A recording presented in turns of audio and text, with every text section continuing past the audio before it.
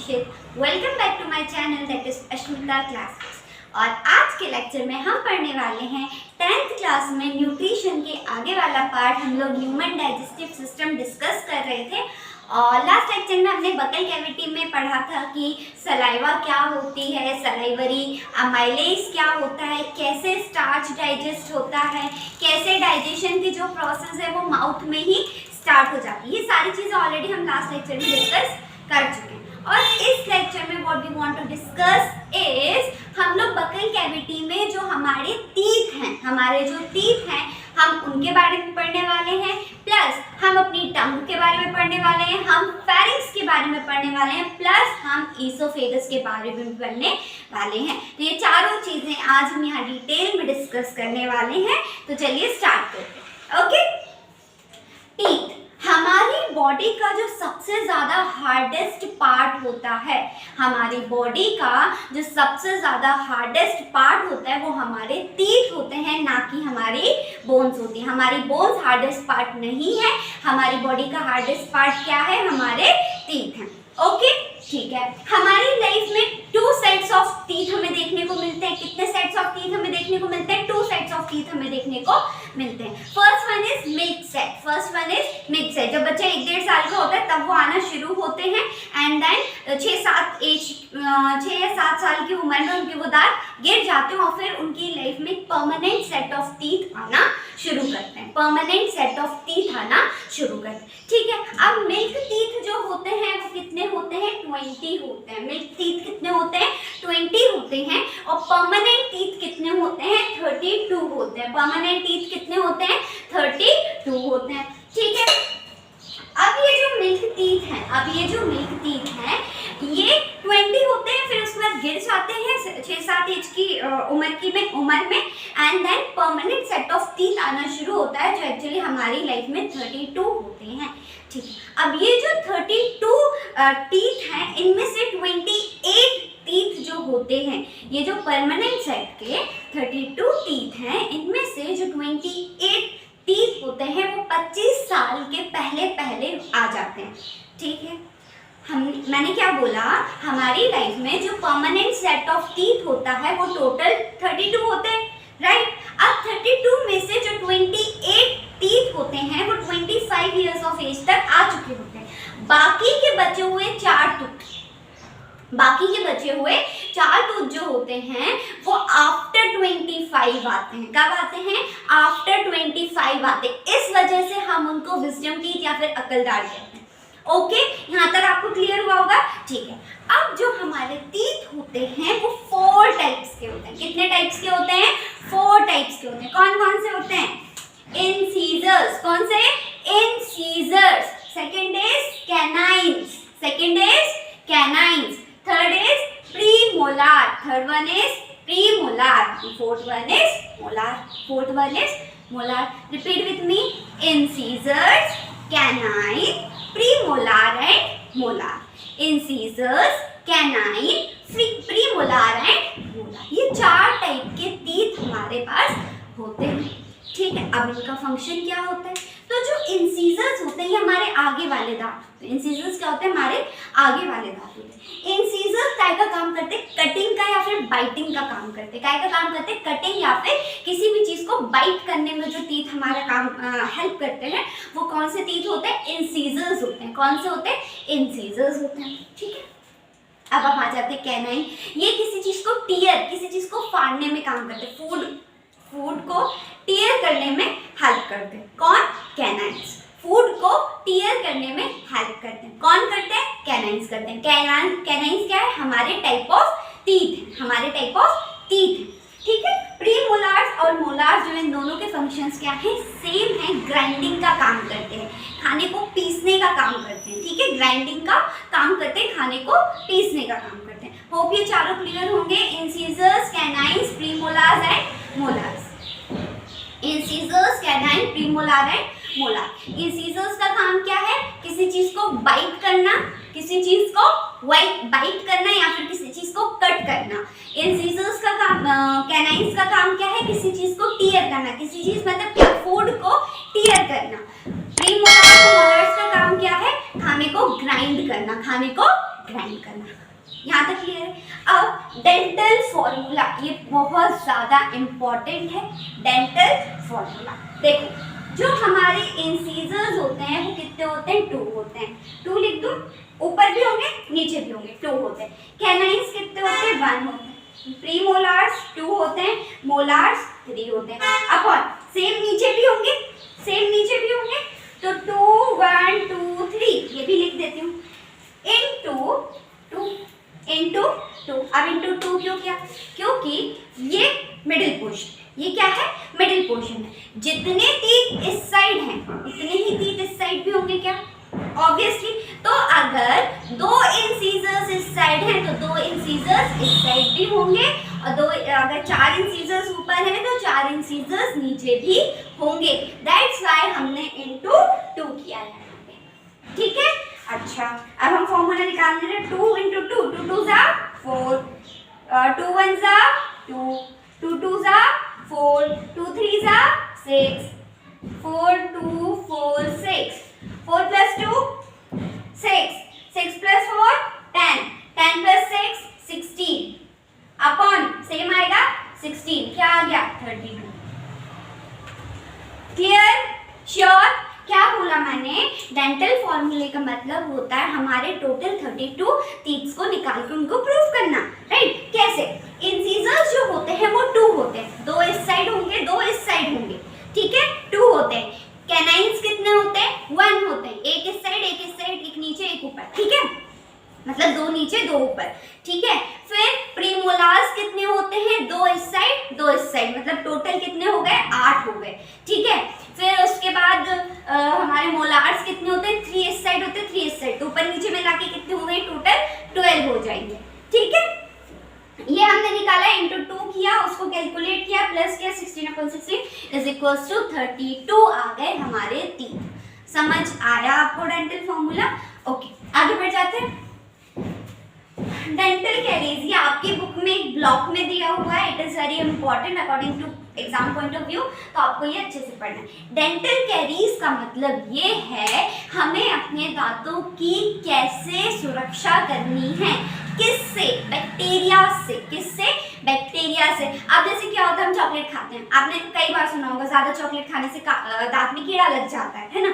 क्यों ऐसा कहते हैं? देखिए, हम बहुत ज्यादा चॉकलेट खाते हैं, है ना? चॉकलेट या कुछ भी हम मीठा खा रहे हैं, शुगर खा रहे हैं, और खाने के बाद हमने अच्छे से ब्रशिंग नहीं की। खाने के बाद अगर हमने अच्छे से ब्रशिंग नहीं की तो क्या हुआ? वो स्वीट्स जो है या फिर जो मीठा है वो हमारे दांत में चिपका हुआ है, ठीक है? दांत में चिपका हुआ है, ठीक है? अब दांत में चिपका हुआ है, वहाँ क्या ग्रो करेगा? बैक्टीरिया ग्रो करेगा। वहाँ क्या ग्रो करेगा? बैक्टीरिया ग्रो करेगा। हमारे दांत में 2 पार्ट्स होते हैं। हमारे दांत में अभी 10th के अगर आप देख रहे हो तो 2 पार्ट्स आपको पढ़ने हैं। फॉर एग्जाम्पल अगर मैं ऐसे बनाती हूँ,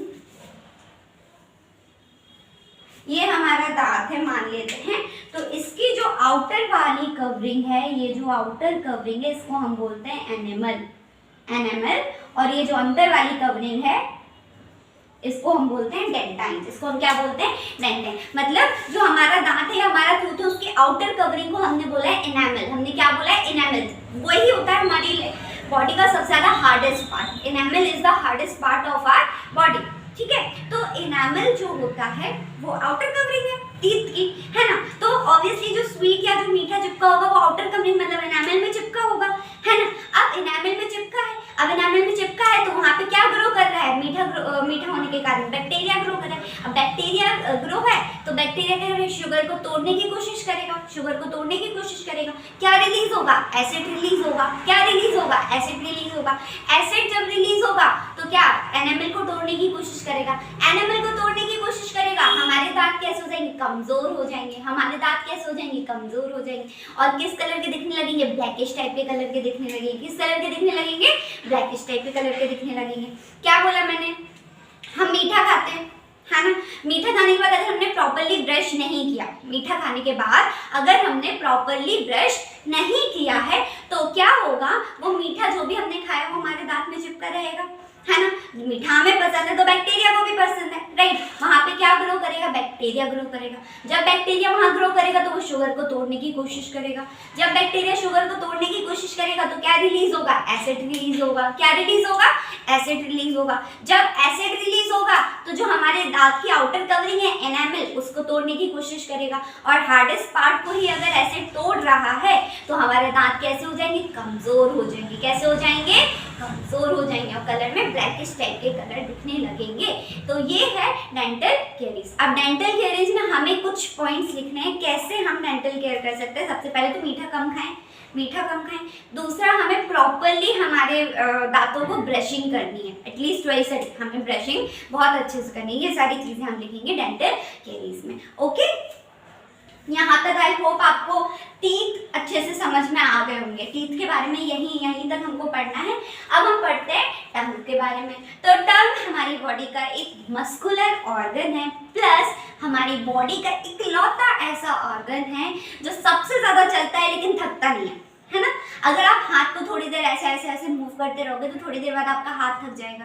अगर आप रेगुलर चल रहे हो या आप अपनी गर्दन हिला रहे हो तो आपकी गर्दन थक जाएगी, आपके पैर थक जाएंगे, सारी चीजें थक जाएंगी। हम दिन भर बोलते हैं, पूरा दिन हम बोलते हैं। किसकी मदद से हम बोलते हैं, हमारी टंग की मदद से। हमारी टंग जब मूव करती है तब हम बोलते हैं, राइट। तो जब हम बोलते हैं, हम दिन भर बोलते हैं, लेकिन फिर भी कभी ऐसा हुआ है कि आपकी टंग दर्द करने लगी बोलने की वजह से? नहीं ना। तो हमारी बॉडी का एक लौता मूवेबल ऑर्गन है जो कभी थकता नहीं है, जो कभी थकता नहीं है।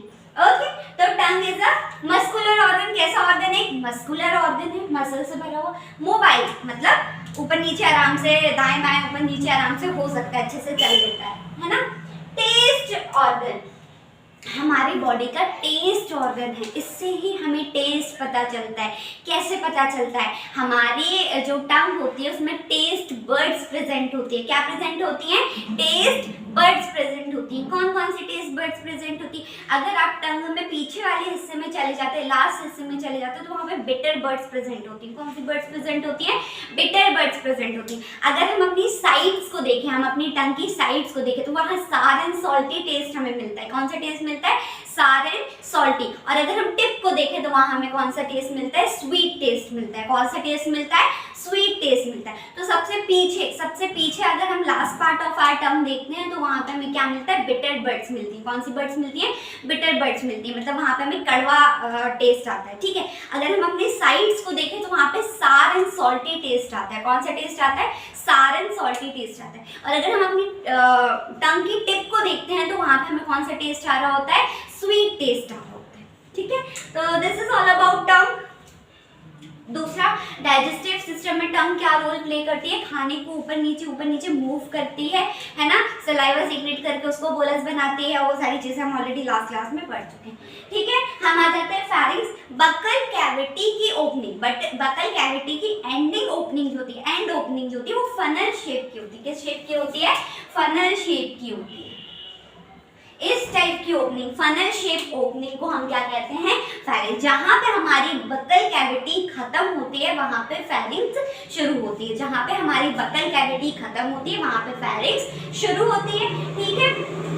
और ये क्या करती है, बकल कैविटी को ईसोफेगस से जोड़ती है। बकल कैविटी को ईसोफेगस से जोड़ती है। फेरिंक्स का क्या मेन रोल है वो हम रेस्पिरेशन सिस्टम में, रेस्पिरेटरी सिस्टम में पढ़ने वाले हैं। अभी आपको इतना रखना है कि फनल शेप का होता है, जहाँ पे बकल कैविटी खत्म होती है वहाँ पे फेरिंक्स शुरू होती है। और फेरिंक्स बकल कैविटी और ईसोफेगस के बीच का एक पैसेज मान लेते हैं, ठीक है। ओके, हम आ जाते हैं ईसोफेगस पे। नैरो मस्कुलर ऑर्गन, एक पतला सा, नैरो मतलब पतला सा एक मस्कुलर ऑर्गन है, पाइप लाइक स्ट्रक्चर है।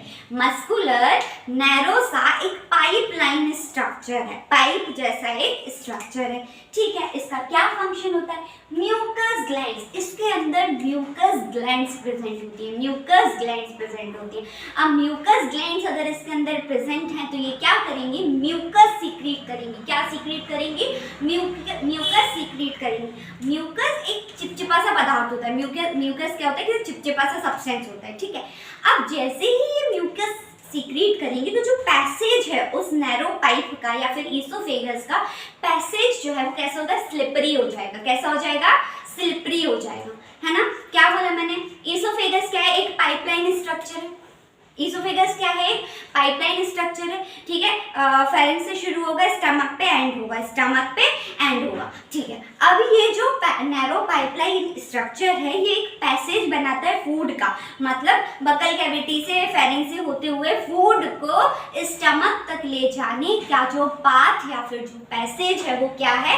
ईसोफेगस है। यहाँ पे कोई एंजाइम्स, कोई डाइजेस्टिव जूसेस नहीं होते, इसलिए यहाँ पे कोई डाइजेशन नहीं हो रहा होता है, ठीक है।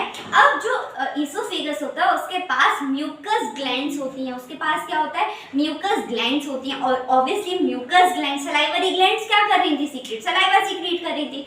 उसी जगह अगर ये म्यूकस ग्लैंड्स है तो वो क्या सीक्रेट करेंगी? म्यूकस सीक्रेट करेंगी।